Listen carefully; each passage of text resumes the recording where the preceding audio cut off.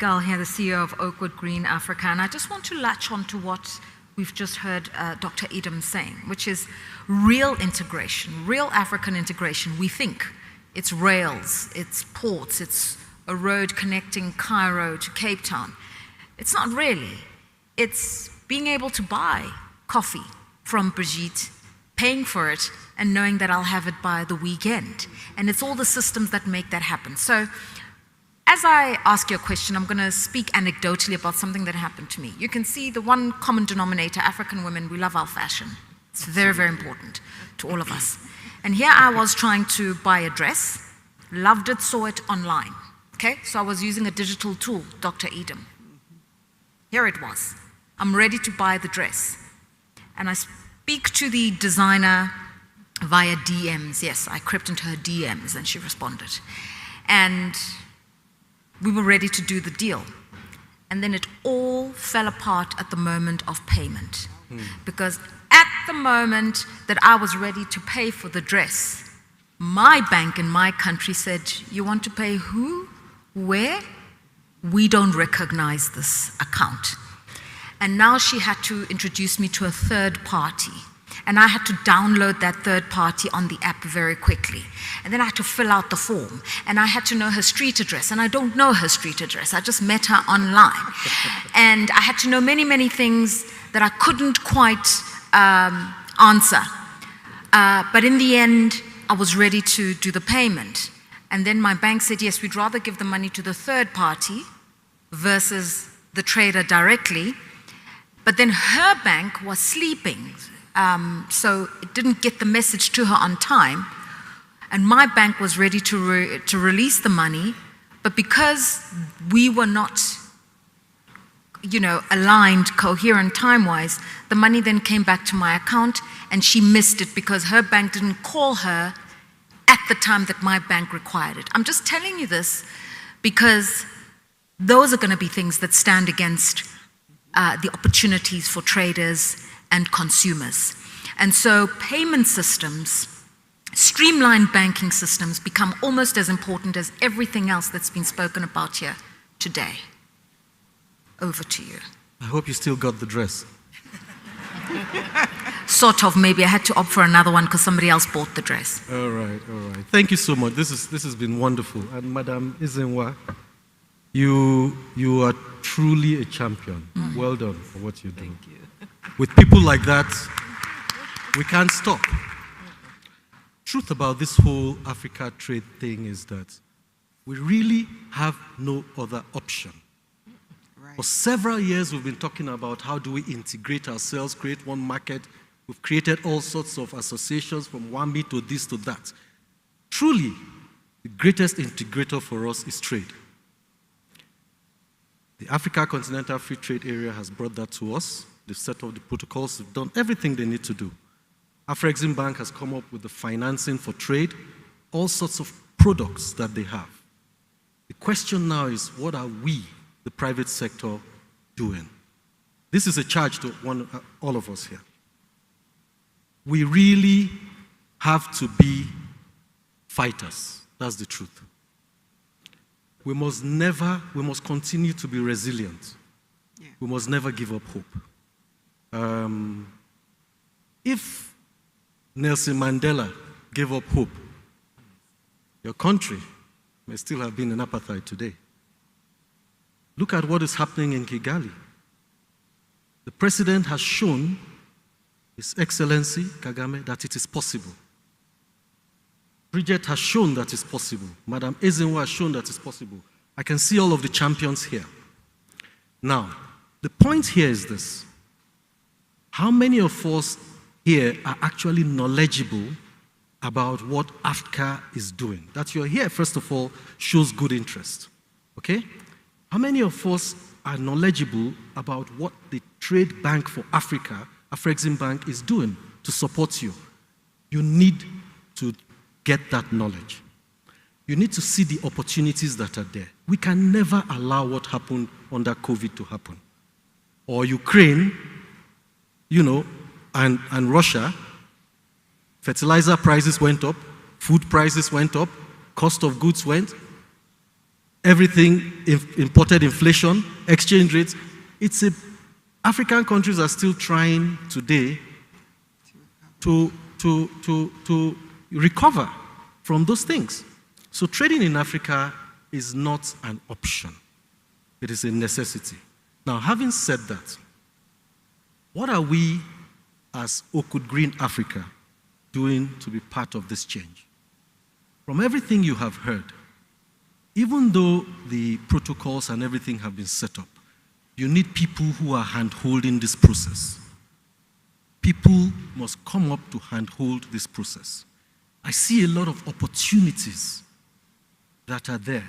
A lot of opportunities for companies to take on and actually become champions themselves.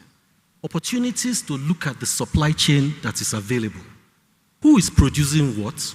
Who needs what in Africa? How do I become the person who brokers that? Opportunities to create infrastructure. Okay? We in Oakwood, we set up an advisory company because we know it's called Oakwood Green Advisory, because we know that one of the things that is very important in Africa is capital. Okay? Most businesses require capital. So we set up the advisory company because of our background. We understand those who have capital out there. We know those who need capital. So we help governments to arrange this capital, to be able to build the roads, build the transport systems that will connect countries. When we start trading, okay, in fact, before we start to trade, we need to learn to produce. So as I said, what is required? It's very interesting today. I sat with the trading company in Egypt. It's amazing the goods that they produce that is needed across Africa. The question is, she is in Cairo, in Egypt. People need the goods in various countries. Who is aggregating this? Who is ensuring that those goods in Cairo can fill the demands in Zimbabwe or in Ghana or in Botswana? That is what Oakwood Green Africa does. We set up our organizations to deliberately recognize these opportunities and bring them together. The AfCFTA has set up trading companies in a lot of countries. You can either contact them directly or you can contact Oakwood Green Africa. We will facilitate it for you. They've set up AfCFTA centers in various countries. You need to also do that. Now, in terms of, you know, I hope my friend is here, Magdan, okay, when it comes to shipping. Now, aggregating these goods, because one of the challenges is that each country will produce something small, all right? How do you ensure that it becomes profitable, you know, to pick these goods? Now, if it's something, look at how ASKY has done, Ethiopian Airlines, they pick passengers from here, that's what we must do to utilize our waterways, okay? We must begin to move towards utilizing our waterways. It's something I really would challenge also AfCFTA. I know that they are the secretariat, but it's important that that haulage business actually begins to thrive, to begin to do that. Now, Oakwood has also recognized that the SMEs are a major driving block for this whole thing. We arrange roadshows in various countries. Now, these roadshows bring the importers, the exporters, the customs agents, and everyone that has to do anything with trade. And we actually make sure that deals are closed there and we facilitate it. Now, there are challenges, but we have seen that, you know, is beginning to grow. Not just facilitate, but also provide the financing for the exporters or for the importers to be able to do this trade. So we say, no problem. You are doing your trade with Europe, no problem. But you have the opportunity now to expand your trade. We will give you the capacity and we would help you to finance, raise the finance for that. So the roadshows have told us that, you know, you have a lot of women traders producing cashew nuts, shea butter, things like that. They need to expand. Now, they don't have the capacity by way of knowledge. So we created a company called AfCFTA. The AfCFTA program is actually to accelerate women entrepreneurs across Africa. In a couple of countries, we have thousands of them. We put them through stages of growth. Primary stage, if you don't know anything, we teach you about governance. We teach you and give you tools to manage the business.